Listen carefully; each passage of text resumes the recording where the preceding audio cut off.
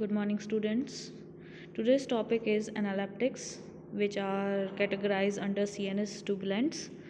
So, firstly, CNS stimulants क्या होते हैं? CNS यानी कि आपका सेंट्रल नर्वस सिस्टम, जो central nervous system higher dose लेने से जो CNS डिप्रेसेंट होते हैं, अगर उसकी हायर डोज ले ली है, या फिर जो आपके डिप्रेसेंट पेशेंट है या फिर डिप्रेशन वाले पेशेंट्स हैं, उनके CNS को स्टिमुलेट करने के लिए जो ड्रग्स दी जाती हैं, ठीक है, वो क्या है आपके CNS स्टिमुलेंट्स, और उन्हीं को ही एनालिप्टिक्स कहा जाता है। ठीक है, ये वो ड्रग्स होती हैं जो आपके मस्कुलर यानी कि जो आपके मोटर नर्व्स हैं और जो आपकी सेंसरी नर्व्स हैं उनको उनकी एक्टिविटी को इंक्रीज़ करती है ना।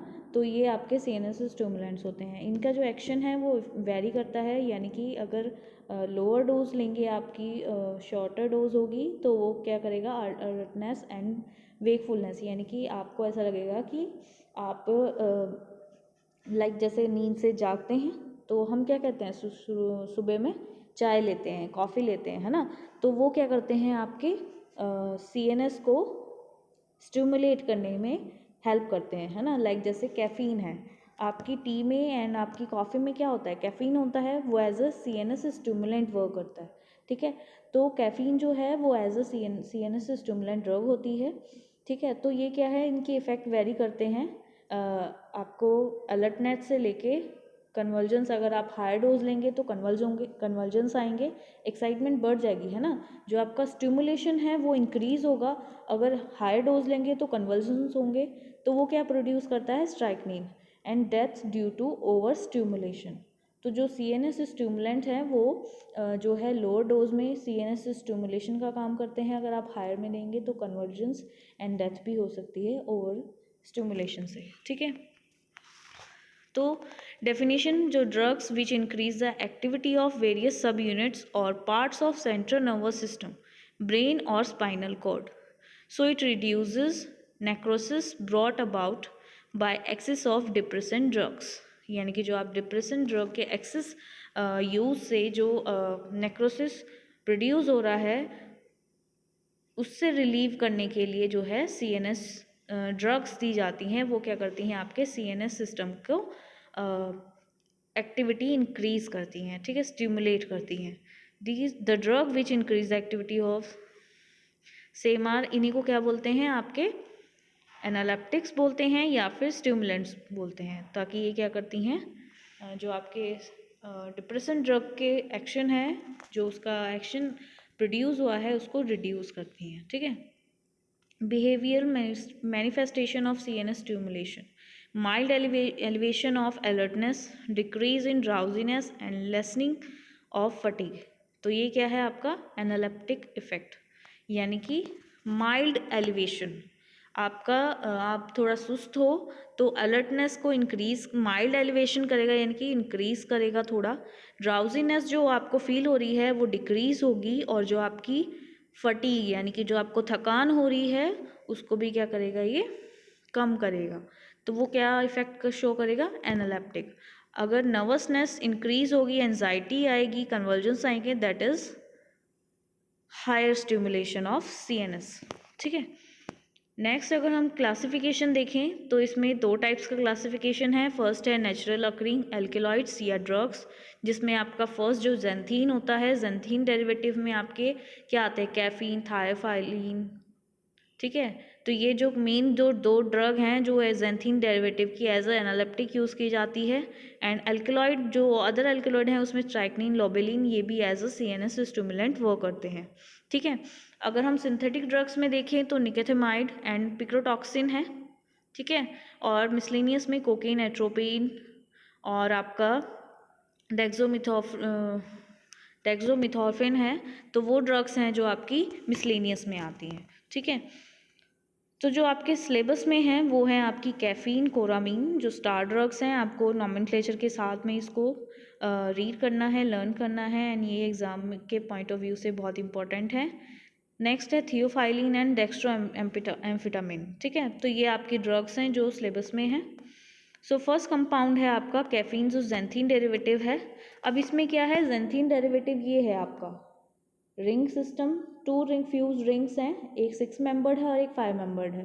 ठीक है, नॉमेनक्लेचर कहाँ से करेंगे हम, नाइट्रोजन से, 1 2 3 4 5 6, ठीक है, 7 8 9, ठीक है। तो इस टाइप से ये ज़ैंथीन जो आपका मॉलिक्यूल है, और इसमें क्या है, 3 आपके मिथाइल ग्रुप्स अटैच हैं। तो according to this 137 trimethyl, 3 है तो ट्राई मिथाइल जिस जिस पोजीशन पे हैं उस पोजीशन पे 137 आएगा, ठीक है। एंड ट्राई मिथाइल, और इस रिंग को क्या, मॉलिक्यूल को क्या बोलते हैं, ज़ैंथीन, तो ज़ैंथीन, ठीक है। ज़ैंथीन डेरिवेटिव है तो इसका जो है नॉमेनक्लेचर भी ज़ैंथीन की तरह उसमें ही होगा, ठीक है।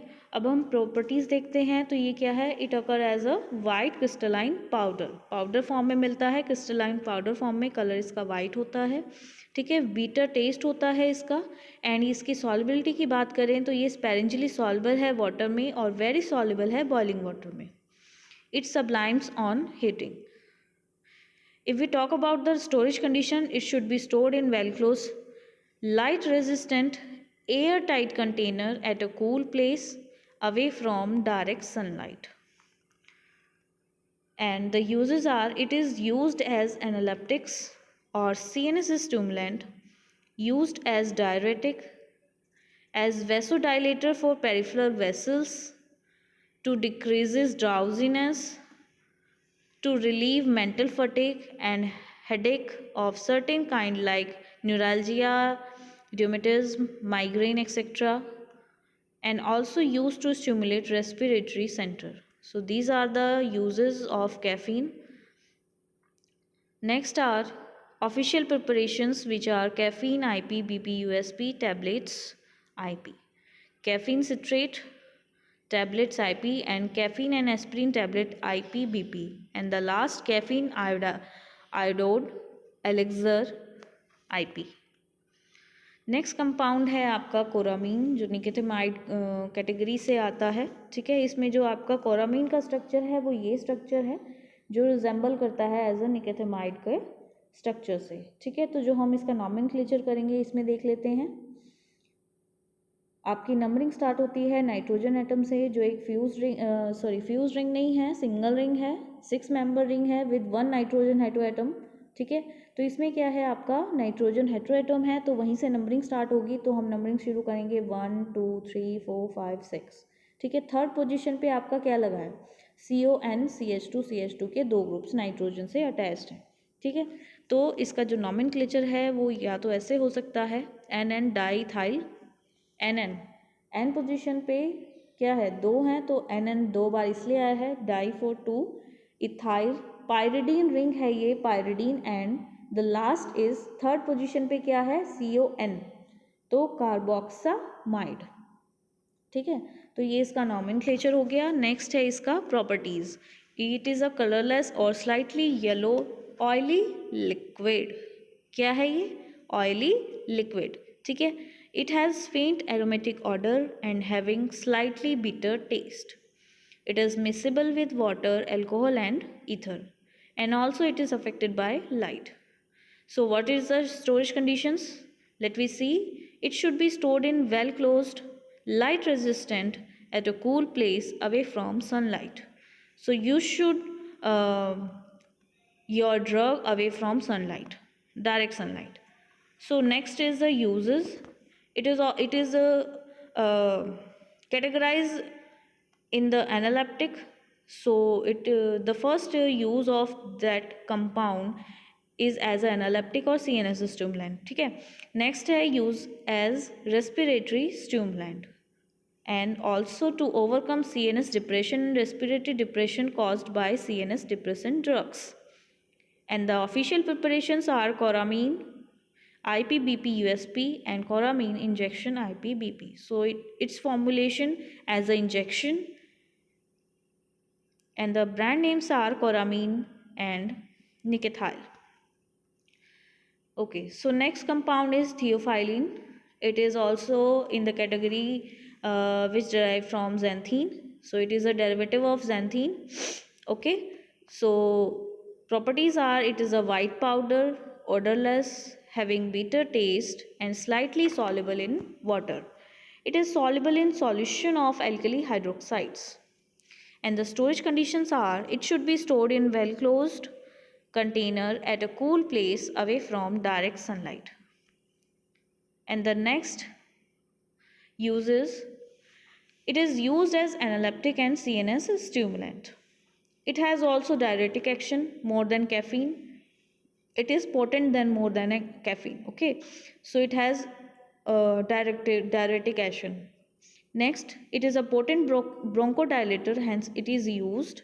It is a potent bronchodilator. So it is used to control acute or chronic asthma, to treat chronic obstructive lung diseases, to control acute bronchospasm. So these are the three types which are categorized under bronchodilators. And the next, used as a respiratory stimulant in neonatal apnea, cessation breathing. And the last, also cardiac stimulant and is used to treat left ventricular fade. Theophylline or aminophylline suppositories are preferred to tablet for because orally it may cause gastric irritation, nausea, vomiting. It is more rapidly absorbed rectally. So the formulation of the theophylline is in the suppository form. And the official preparations, theophylline BP IP USP and theophylline tablet IP BP, and also injection form in the BP and IP. And the brand names are Daricip, Daline, Darifylline, Esthemagen, Bronchasma, and Minofylline. So these are the brand names of that compound. And next compound we discussed is dextroamphetamine and also dexamphetamine. And the properties are, it is a white powder, it has odorless and having saline bitter taste. It is soluble in water and affected by light. And the storage conditions, which are, it should be stored in well closed light resistant container at a cool place away from direct sunlight. Okay. And the next uses, as we know, it is a analeptic. So first use is used as analeptic or CNS stimulant. And the second, also used in the treatment of A, necrolepsy, and B, attention deficit order in children. And the official preparations are dextroamphetamine. And the brand names, Adderall, Dexedrine, and Dextrostate. So these are the official and brand names compound of dextroamphetamine. So these are the compounds which come in the syllabus. Now listen to this video and write it on your notebook and learn the star compounds with nomenclature. Thank you for listening.